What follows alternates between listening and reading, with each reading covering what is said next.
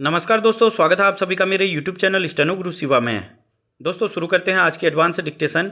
गति लेखन संख्या 41, गति 80 शब्द प्रति मिनट। स्टार्ट। अपने देश अपनी धरती से लोगों का स्वाभाविक लगाव होता है, चाहे वे पीढ़ियों पहले कहीं और जाकर बस गए हों। हर देश का भी अपने प्रवासियों से नाता बना रहता है।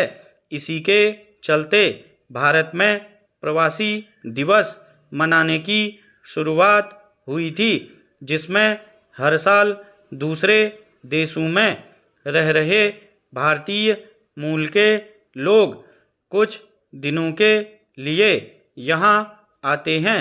यह केवल सैर सपाटे का अवसर नहीं होता, बल्कि उन्हें अपने देश के लिए कुछ करने का मौका भी होता है।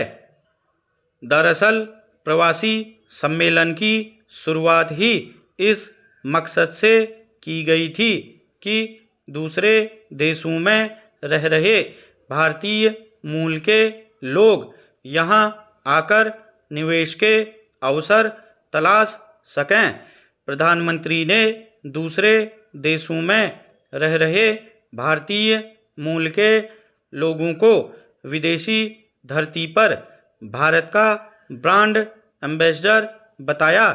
प्रधानमंत्री के संबोधन से पहले विदेश मंत्री ने भी इस सम्मेलन को प्रवासी भारतीयों के लिए अपने संबंधों को नया करने, नई ऊर्जा से भरने और नए पहलुओं को जोड़ने के एक अवसर के रूप में रेखांकित किया। भारत विश्व की 5वीं अर्थव्यवस्था बन चुका है। पूरी दुनिया अब भारत की तरफ देख रही है। ऐसे अनेक अवसर आए जब विश्व के विकसित कहे जाने वाले देशों ने भी भारत को अहमियत दी। कोरोना के समय भारत ने अपने बल पर न केवल इसके टीके बनाए, बल्कि दुनिया के उन्नत कहे जाने वाले देशों की तुलना में अधिक तेजी से और बड़ी संख्या में टीके लगाने में कामयाबी भी हासिल की। अरिहंत जैसा स्वदेशी जलपोत तैयार किया। उपग्रह प्रक्षेपण के मामले में प्रतिस्पर्धी ढंग से आगे बढ़ रहा है।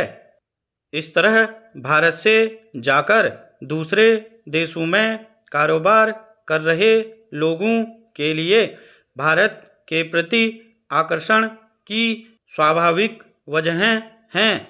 इस समय जिस तरह पूरी दुनिया मंदी की आशंका से ग्रस्त है और कारोबारी सुस्ती छाई हुई है, उसमें तमाम देश अपने लिए नया बाजार तलाश रहे हैं। ऐसे में निवेश की दृष्टि से भारत एक बेहतर जगह साबित हो सकता है। इसलिए स्वाभाविक ही उम्मीद बनती है कि भारतीय मूल के लोगों को यहाँ कारोबार की नई संभावनाएं तलाशने में मदद मिलेगी। केंद्र सरकार ने स्टार्टअप और मेक इन इंडिया योजनाओं के तहत लाखों युवाओं को नए आविष्कार और रोजगार के अवसर पैदा किए हैं। इस तरह यहाँ एक समृद्ध कारोबारी वातावरण बना है। विदेशी कंपनियों के लिए नियम और शर्तें काफ़ी लचीली बना दी हैं। अब तो विदेशी विश्वविद्यालयों को अपने परिसर भी यहाँ खोलने की इजाज़त दे दी है। ऐसे में प्रवासी भारतीय व्यवसायियों के लिए अनुकूल कारोबारी वातावरण उपलब्ध है। स्टॉप।